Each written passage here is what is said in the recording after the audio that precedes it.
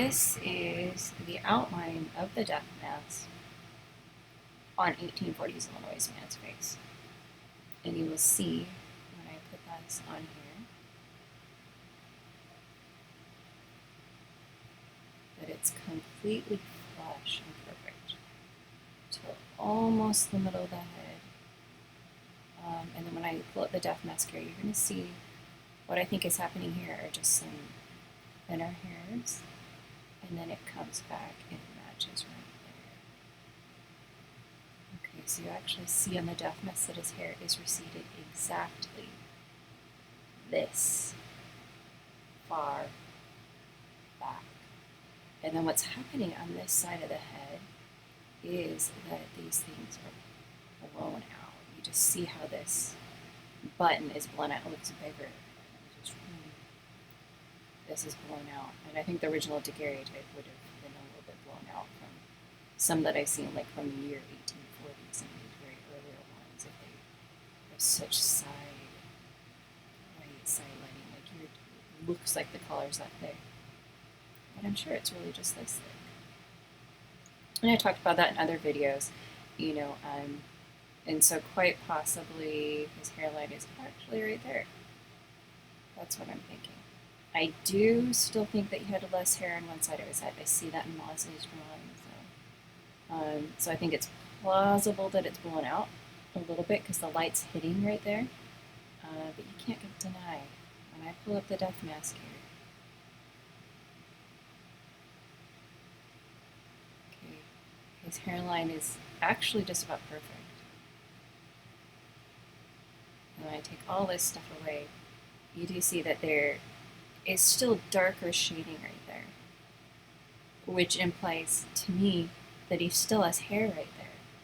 It's just thinner. And then when we go to the top of the death mask of Joseph Smith, I'm going to grab another layer here.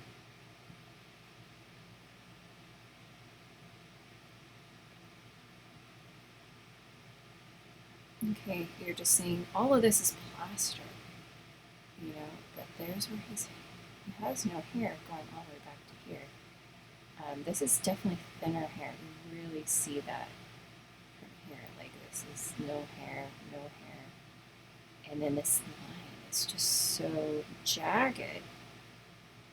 I think that can't be his hairline right there is what I'm thinking. I think his hair probably grew a little bit because here it is in a June. He saw Lucien Foster 2-3 months before then in person, and he stayed with him. And I heard accounts that he did have his camera with him.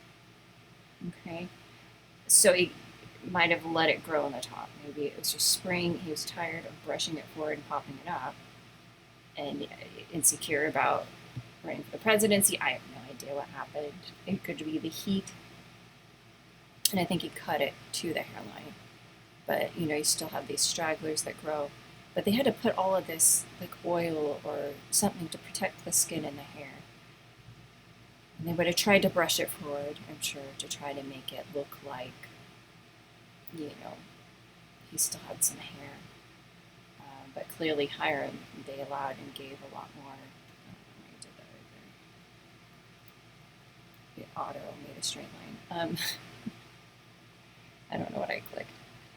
I'm thinking here. But yeah, it's just, and then you can't count this is the hairline right there because that's plaster, nor there. Although it does line up so well, okay?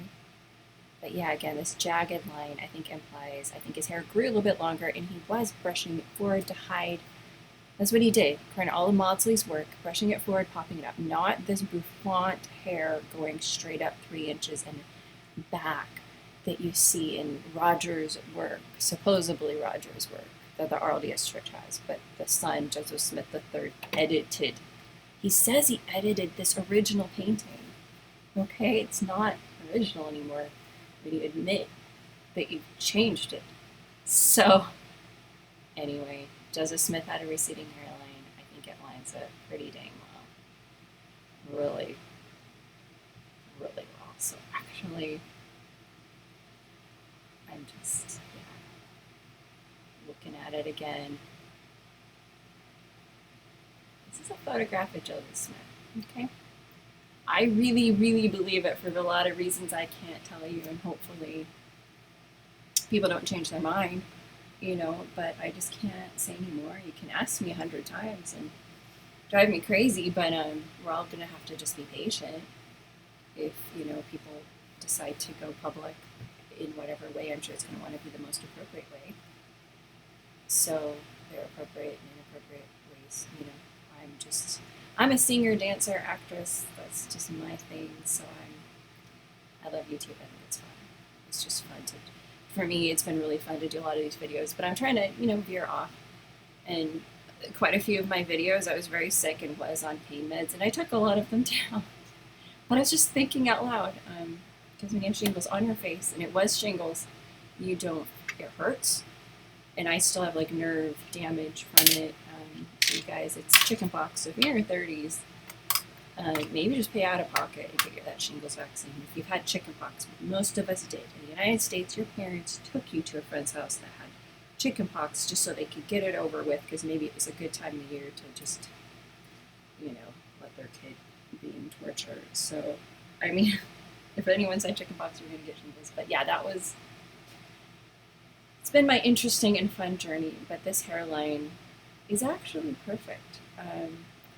And I think the fact that it's such low resolution, it's not going to pick up very well on these very thin hairs on the top of his head. It's blown out a little bit. He also fell. I'm looking at the skull that I believe is Joseph Smith, and so does this man that I credit. That was a doctor. He's passed away, but he did a really good study on the skulls and things. That the skull that was buried as iron is Joseph's, and it's missing bones on both sides of his head. And Joseph fell head first, landed on his left side, according to all the accounts that I've read over and over and over. So I wonder if it smashed it in just a little bit. So that's the other theory that I have, is that this was sort of smashed in. So, yeah. This does not prove it's not him. It actually is very supportive. And it doesn't cover all of his face, because it just didn't. The farther you go back on your face, the wider it goes. You know, you just get that 1990s, those like nails that are flat, you know, on that thing. You just, I've said this 100 times. You put it on your face, the farther back you go, the wider your face gets, because that's just the shape of your 3D face. And so I'm not mad at people that bring it up. It's mostly men. You know, but if you take really good pictures and really take a good look at the Dibble Death Mask, because it's only in the Dibble Death Mask that you can see these hairlines. And this is my photography holding, because it's at such a horrible angle for taking a good quality photo of the flat angle. So if I took a photo just, it wouldn't have lined up with his face. And I did a whole video, I'm going to link to that there, about camera distortion, where my friend took so many pictures at so many different angles.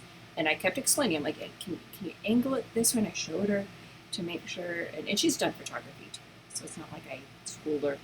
But I mean, she did so many that I was able to show you how, when you outline it, it's, things line up differently if your head is tilted up, tilted down.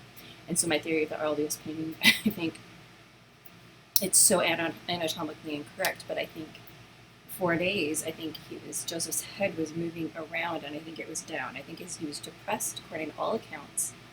Many accounts, they say he was depressed, unhappy. This artist is trying to get him happy, and I think he did the lines, which is what you do when you draw a face. You're like, there's eyes, there's nose, and it's going to be, the nose is going to be down farther on the face if your chin is down.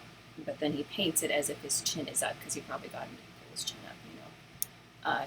So it's just an amateur mistake that is caught in his exact same dimensions incorrect on the Carter image, Library of Congress, and Kim Marshall's image, which is exactly like the painting. There wasn't a photographer there. Okay?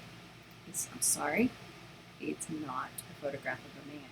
That's the photograph of the painting. And then I found really amazing sources from 1885. That's when Carter was basically like commercial. He just looked at it, and I think some people, even back then, especially back then, were just like, oh, this is a photo of a man. It's not a photo of a painting, because they weren't in Missouri. They didn't see, no one was going to travel there. Utahns, Mormons were terrified. They never went back to Missouri, the ones that were tortured there.